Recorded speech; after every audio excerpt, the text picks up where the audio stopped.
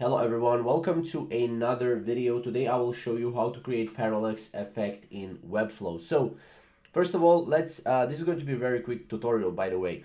So first of all, go here to plus sign, add a div block, right?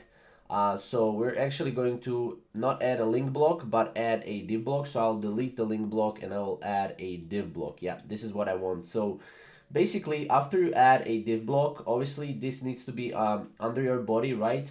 And it needs to be within your body. So after you have done that, you can basically go here, style selector, and you can just type in parallax effect, right? This is going to be our name, right?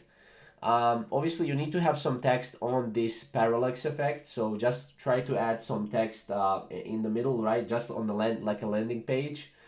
Okay, once that is done, what we're going to do is we're going to go here, and what we did is we went here and typed in a width, which is going to be 100%, right? And height, which is going to be also 100%, right? So this is our block right here. Overflow will be, it can be auto, but yeah, we can just do it like this. I think overflow is best to be like this. Then fill can be fill.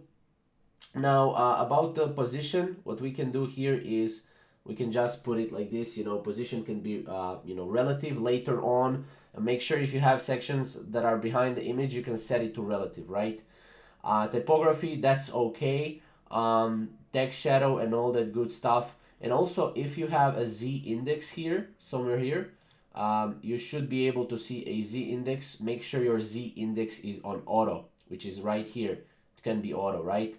And then what you can also do is you can add an image. So let's add an image here. So image and gradient, you have it here. We can just go here, choose image. We can choose an image here, which is going to be this image, right? And yeah, this can be cover as well. You can put it cover, and then also you can do the gradient, right? The gradient, again, it depends, right? How you want to apply it, right? Obviously this is the gradient, right? And then also the clip background to, yeah, just hit none, right? Obviously if you want the gradient, right, it's okay, but we also want an image, right? So we can put an image again, right? And then we can have the types here, right? How we want the image or gradient to actually look like, right?